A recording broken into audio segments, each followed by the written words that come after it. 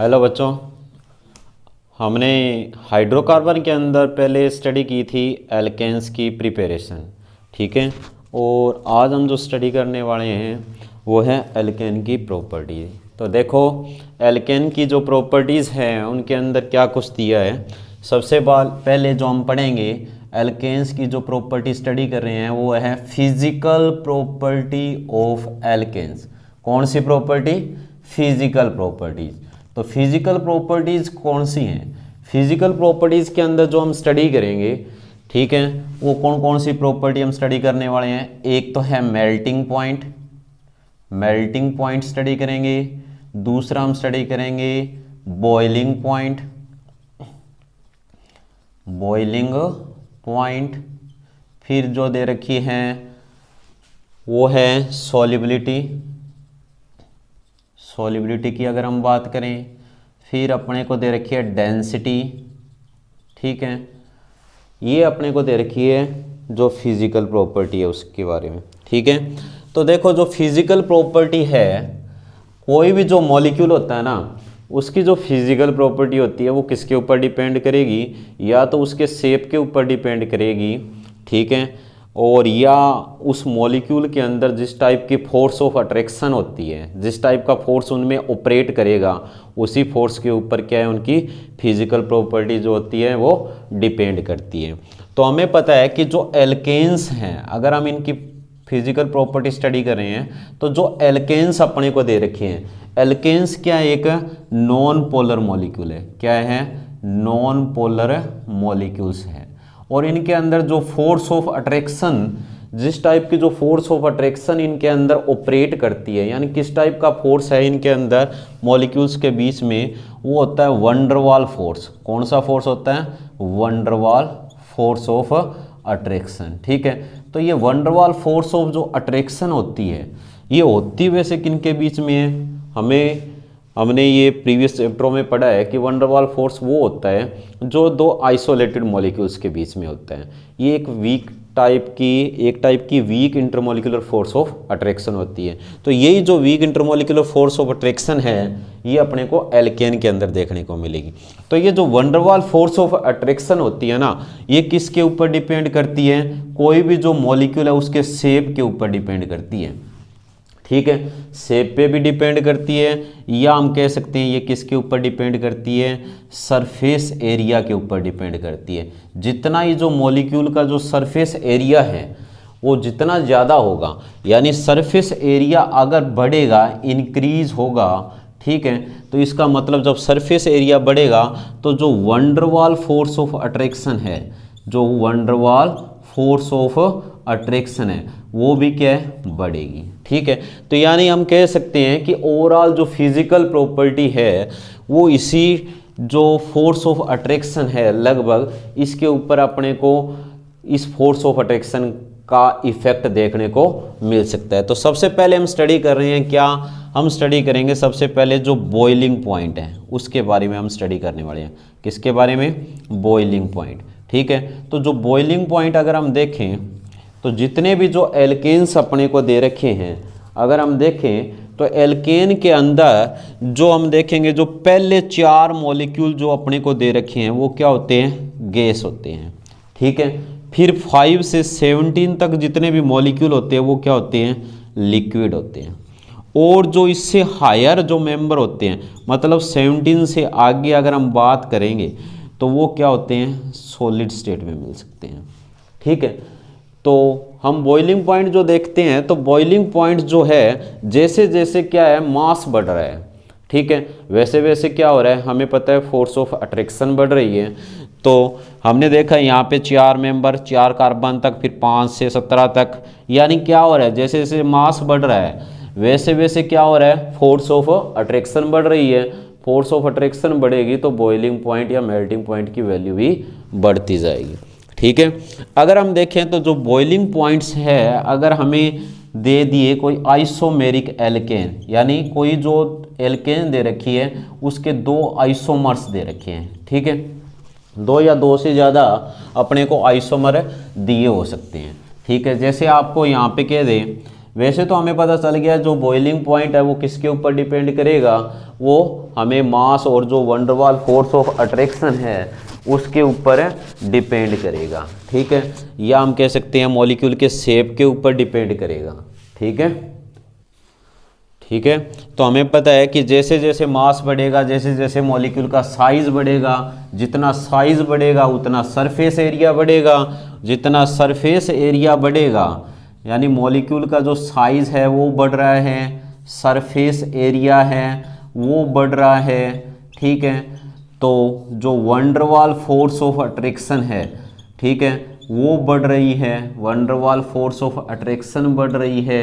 तो इसका मतलब क्या है, जो बॉइलिंग पॉइंट है वो भी क्या है, बढ़ेगा। अगर अपने को दो आइसोमेरिक एल्केन्स की बात की जाए, जैसे हमें क्या दे रखी है, ब्यूटेन दे रखी है, एक अपने को ब्यूटेन, क्या चलो हम पेंटेन ले लें, ये अपने को पेंटेन दे रखी है। ठीक है, और एक अपने को दे रखी है आइसोपेंटेन, कौन सी दे रखी है, आइसोपेंटेन दे रखी है। अगर इन दोनों को कंपेयर करें, या थर्ड जो अपने को नियोपेंटेन दे रखी है, ठीक है, अगर इनको हम कंपेयर करें तो हम तीनों क्या है, एक दूसरे के आइसोमर दे रखे हैं। बट अगर हम रियल में देखें तो जो बॉइलिंग पॉइंट होगा वो किसका ज़्यादा होगा, जो स्ट्रेट चेन है उसका सबसे ज़्यादा, फिर ब्रांच का और फिर इसका आएगा। ठीक है, तो इसके पीछे रीज़न क्या है, तो हम देख रहे हैं कि ये एक स्ट्रेट चेन मॉलिक्यूल है। ठीक है, जितनी जो आपने को क्या दे रखी होगी, स्ट्रेट चेन दे रखी होगी। ठीक है, अगर आपको क्या दे रखा है, कोई स्ट्रेट चेन मॉलिक्यूल दिया है तो उसका क्या होता है, जो स्ट्रेट चेन होता है उसका क्या होता है, जो सरफेस एरिया होता है वो क्या होता है, ज़्यादा होता है। क्या होता है, ज़्यादा होता है। और हमें पता है जितना ज़्यादा सरफेस एरिया होगा, सरफेस एरिया होगा उतना ही ज़्यादा क्या होगा, जो हमें पता है फोर्स ऑफ अट्रैक्शन मिलेगी। किसके बीच में, मॉलिक्यूल्स के बीच में। कौन सी फोर्स ऑफ अट्रैक्शन मिलेगी, वंडर वाल फोर्स ऑफ अट्रैक्शन मिलेगी। और जितनी ज़्यादा वंडर वाल फोर्स ऑफ अट्रैक्शन होगी उतना ही ज़्यादा क्या होगा, हमें बॉइलिंग पॉइंट मिलेगा।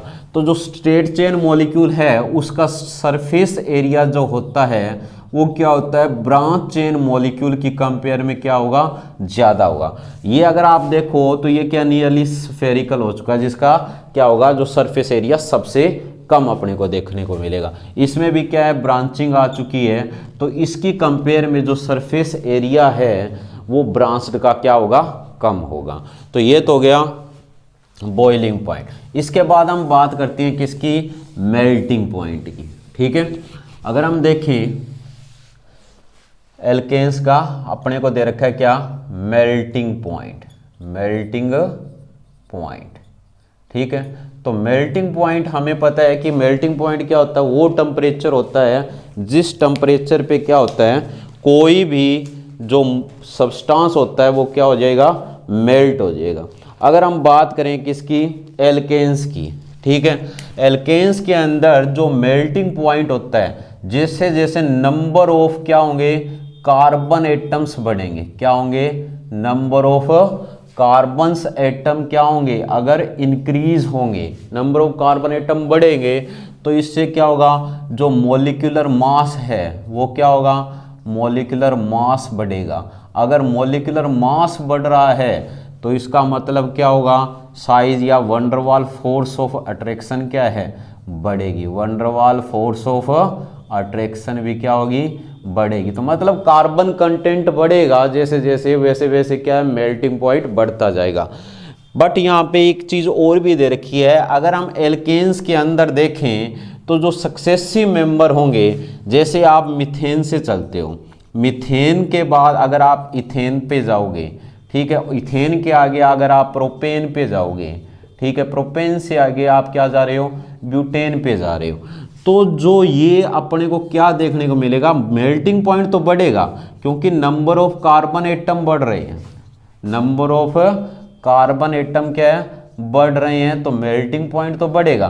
पर जैसे ही आप देखोगे जिन कार्बन एटम्स के अंदर even number of carbon atom present है, जिन मॉलिक्यूल्स के अंदर क्या होंगे, इवन नंबर में कार्बन एटम प्रेजेंट होंगे, किसमें, इवन नंबर के अंदर, सम संख्या के अंदर, 2 4 6 ऐसे अगर आप देखोगे इवन नंबर में होंगे तो उनका जो मेल्टिंग पॉइंट है वो क्या होगा, ज़्यादा होगा। किनसे, जो अपने सक्सेसिव मेंबर की जो सीरीज होगी या उनमें एकदम चढ़ाव देखने को मिलेगा। मतलब इंक्रीज तो हो रहा है मीथेन से, अगर हम इथेन की तरफ जाएंगे तो बढ़ेगा तो आगे ही भी इथेन से प्रोपेन तक भी बढ़ेगा, बट ये जो इंक्रीज होगा वो स्मॉल होगा किसकी कंपेयर में, जो ये इंक्रीज अपने को देखने को। नेशन इफेक्ट ऐसा क्यों होता है, तो इसके पीछे रीजन बताया गया है कि कोई भी जो एल्केन्स हैं, एल्केन्स जिसमें क्या है, इवन नंबर ऑफ क्या है,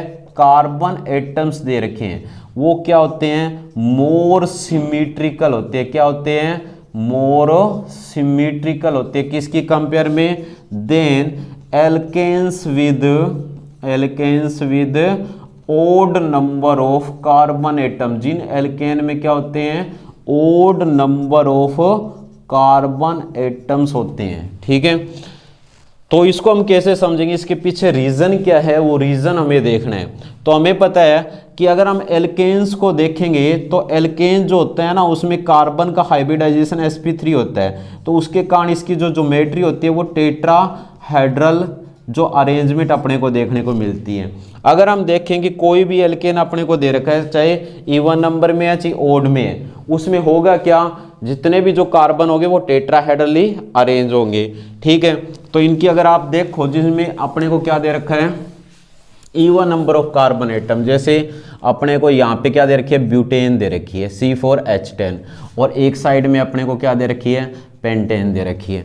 ब्यूटेन में क्या है, हमें पता है 4 कार्बन एटम प्रेजेंट है, जैसे हमने ये देखा।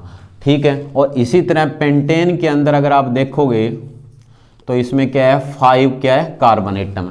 अगर इन दोनों स्ट्रक्चर को आप देख रहे हो तो इसमें क्या है, ये अल्टरनेट पोजीशन के ऊपर है। जो कार्बन एटम है जो टेट्राहेड्रल अरेंजमेंट के अंदर आए हैं वो क्या अल्टरनेट में है, मतलब एक सिरा इस साइड एक सिरा इस साइड। जबकि ये जो ओड नंबर के कार्बन एटम दिए हैं उनमें क्या है, ये दोनों क्या है, सेम साइड में दे रखे हैं। ठीक है, तो ये सेम साइड के अंदर प्रेजेंट हैं। तो इन दोनों में डिफरेंस क्या है, अगर हम देखें तो ये क्या होगा, मॉलिक्यूल अनसिमेट्रिकल होगा। किसकी कंपेयर में, इस मॉलिक्यूल की कंपेयर में। क्यों, क्योंकि इसके अंदर जो पैकिंग होगी वो क्या होगी, क्लोज पैकिंग सही देखने को अपने को मिलेगी। ठीक है, जबकि इसके अंदर जो मॉलिक्यूल है, इसके अंदर हमें पता है कि जो ये कार्बन है, मिथाइल ग्रुप दे रखे, बल्कि ग्रुप है, तो इसके अंदर इस टाइप की जो हमें अरेंजमेंट है जो मॉलिक्यूल की, वो सही ढंग से देखने को नहीं मिलेगी। यानी कहने का मतलब ये ज़्यादा सिमेट्रिकल होगा तो इसमें क्या होगा, जो वंडरवाल फोर्स ऑफ अट्रैक्शन होगी वो क्या होगी, जो ओड नंबर वाला है उसकी कंपेयर में क्या मिलेगी, ज़्यादा मिलेगी। इसलिए इसको हम क्या कहेंगे कि जो एल्केन जिनमें क्या even number of carbon atom है उनका मेल्टिंग पॉइंट है वो odd number of carbon atom की कंपेयर में हमें क्या मिलेगा, ज़्यादा देखने को मिलेगा या अब्रप्ट इंक्रीज देखने को मिलेगा। तो ये इवन ओड का जो कंसेप्ट है, यानी इवन के बाद ओड में नंबर ऑफ कार्बन एटम जो अपने को दिखाई दे रहे हैं, तो इसको हम क्या बोलते हैं, अल्टरनेशन इफेक्ट बोलते हैं। यानी एक सीरीज में चलते हुए इवन से जैसे ही नेक्स्ट क्या आ जाता है, ओड आ जाता है। ठीक है, तो जो मेल्टिंग पॉइंट है उसके अंदर हमें जो चेंज देखने को मिलता है इवन ओड के कारण, उसको हम क्या बोलेंगे, अल्टरनेशन इफेक्ट बोलेंगे। तो ये था मेल्टिंग पॉइंट। ठीक है, इसके बाद जो नेक्स्ट प्रॉपर्टी हम स्टडी कर रहे हैं वो क्या दे रखी है अपने को, वो दे रखी है सोल्युबिलिटी के बारे में। ठीक है, तो अब देखो एल्केन्स की सोल्युबिलिटी की अगर हम बात करें, ठीक है, तो नेक्स्ट हमें पता है कि सोल्युबिलिटी हमें पता है कि कोई भी जो सब्सटेंस है वो किसी भी गिवन अमाउंट में जो सॉल्वेंट होता है उसके अंदर डिजोल्व होकर क्या बनाएगा, एक सैचुरेटेड सॉल्यूशन बनाता है, उसको हम क्या बोलते हैं, उसकी सोल्युबिलिटी बोलते हैं। ठीक है, तो सोल्युबिलिटी में क्या देखने को मिलेगा, हमें एक प्रिंसिपल का पता है कि लाइक डिजोल्व लाइक, जो जैसा है वो वैसे को अपने अंदर घोल लेता है। ठीक है, तो ये प्रिंसिपल काम करती है केमिस्ट्री में कि लाइक डिजोल्व लाइक। तो हमें पता है जो एल्केन्स हैं, एल्केन्स क्या है भाई, एल्केन्स है एक नॉन पोलर मॉलिक्यूल है। तो जो ये नॉन पोलर मॉलिक्यूल हैं इसका मतलब है ये किसके अंदर डिजोल्व होंगे, ये नॉन पोलर मॉलिक्यूल्स के अंदर ही डिजोल्व होंगे। नॉन पोलर जो होते हैं वो नॉन पोलर के अंदर डिजोल्व होते हैं, नॉन पोलर कभी भी पोलर के अंदर डिजोल्व नहीं होंगे। ठीक है, अगर आप देखो तो एल्केन जो होते हैं ना, ये वाटर, इथेनॉल, इनमें क्या होते हैं, इनमें सॉल्यूबल नहीं होते, क्या होते हैं, इनसॉल्यूबल होते हैं। जबकि ये क्या है, नॉन पोलर सॉल्वेंट्स जो अपने को दिए, नॉन पोलर सॉल्वेंट कौन से हैं, जो ईथर है, ठीक है, कार्बन डाइसल्फाइड है, बेंजीन, ठीक है, इनके अंदर क्या हो जाएंगे, ये सॉल्यूबल होते हैं। ठीक है, तो ये हो गई सॉल्युबिलिटी के बारे में। उसके बाद जो नेक्स्ट प्रॉपर्टी अपने को दे रखी है वो क्या है, डेंसिटी। तो डेंसिटी में सीधी सी बात है, जैसे जैसे नंबर ऑफ कार्बन एटम बढ़ेंगे, number of carbon atoms increase होंगे, वैसे वैसे क्या होगा, जो मास है वो भी क्या होगा, इंक्रीज होगा, और मास बढ़ेगा तो क्या है, डेंसिटी भी क्या होगी, इंक्रीज होगी। बट जो एल्केन्स होते हैं वो क्या होते हैं, वाटर से क्या है, उनकी जो डेंसिटी है वो क्या होती है, कम होती है। ठीक है, तो ये ध्यान रखना, they are lighter than water, पानी से क्या होते हैं, हल्के होते हैं, लाइटर देन वाटर। तो आपने देखा है जितने भी ऑयल्स हैं, ठीक है, आप देखते हो ग्रीस देखो, पेट्रोल देखो, डीजल देखो, ठीक है, ये सारे क्या हैं, एल्केन्स ही तो हैं जो पानी के ऊपर फ्लोट करते रहते हैं, मतलब उनकी डेंसिटी क्या होती है, कम होती है। तो ये था आज का जो अपना टॉपिक, जो फिजिकल प्रॉपर्टी थी एल्केन्स की। ठीक है बच्चों, थैंक यू।